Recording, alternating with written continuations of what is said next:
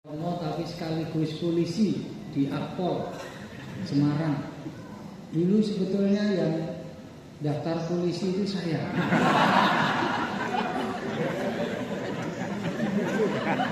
Beneran saya yang mau daftar polisi.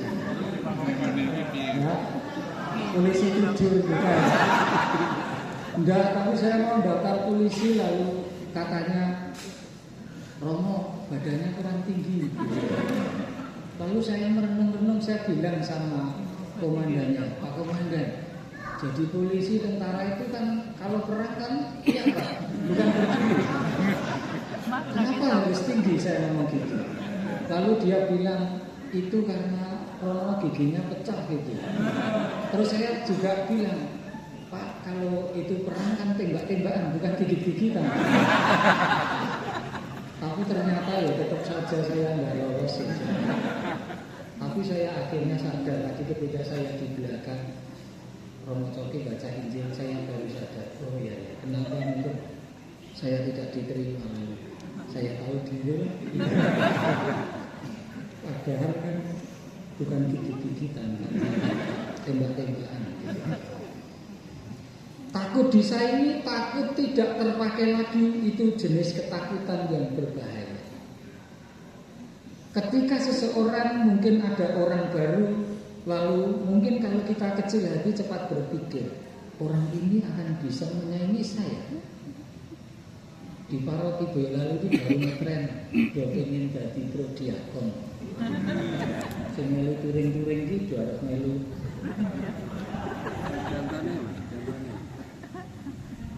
Masuk jadi prodiakon. Ning mergo nopo aku ya ngerti. Jangan-jangan kita ini sering berpikir kalau ada orang baru, jangan-jangan ini menyaingi saya. Jangan-jangan ini menggusur pekerjaan saya. Atau bisa saja kita jadi cepat curiga. Kemarin seminggu yang lalu saya diwawancarai Radio Katolikana. Kenapa Romo sering pindah tugas? Saya 18 tahun imamat pindah ke 14. Ini SK iso tak gade untuk akeh dhewe. Tapi ra iso ya. Saya pernah bertanya Bapak Uskup, kenapa saya yang sering dipindah? Karena Romo penyesuaiannya gampang. Diuncal-uncalke manut. Itu jawabannya. Lalu, tapi tidak apa-apa Bapak Uskup saya mengatakan gitu. Dan apa Pak Romo saya bilang sesuknya aku mati sing layak pakai diri. Soalnya kalau banyak tugasku banyak, gitu kan mesti ada. Tapi itu bujikan. Takut tersaingi, takut tidak terpakai lagi adalah ketakutan yang dihadapi para pemimpin agama Yahudi. Ketika para rasul menerima banyak pengikut yang percaya kepada Yesus, pemimpin Yahudi itu merasa terbakaran jenggot. Dia merasa tersaingi. Mereka menggunakan kekuasaan untuk melarang para rasul mewartakan berita Injil. Tetapi Petrus dan teman-teman menjawab dengan berani bahwa mereka lebih taat kepada Allah daripada taat kepada manusia, yakni para pemimpin agama. Satu poin yang menjadi alasan dasar para rasul adalah mereka harus mewartakan Kristus agar umat Israel bertobat, memperoleh pengampunan dosa.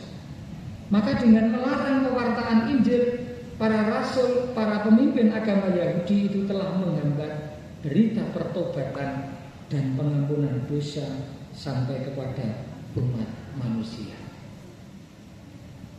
Tadi ke sini saya bonceng Mas Agung.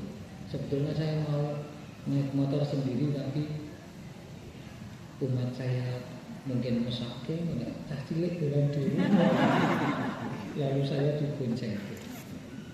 Gitu. Sebetulnya saya ingin naik motor sendiri, tapi ya sudah tidak apa-apa. Saya tadi udah rompinya Karpanya Wiji aku duwe. Rompine Kelamanan Indah aku duwe. Kemulan. Ya, kata Pak Unggul ini aku duwe. Harta Aku kok tidak menyakiti hati umatmu ya.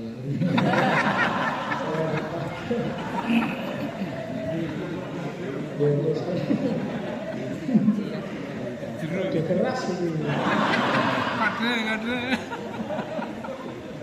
Maka hari ini saya ingin mengajak kepada Anda sekalian, marilah kita buang jauh-jauh rasa takut tersaingi atau tidak terpakai lagi. Sebab karena rasa takut tersebut jangan sampai menghambat kebaikan kita yang mau ditebarkan oleh orang-orang yang kita takuti akan menyayangi kita. Maka kita membuka diri sambil percaya kepada Tuhan. Jangan menghambat orang yang barangkali diutus Tuhan untuk menebarkan kebaikan atau berita keselamatan bagi semua orang.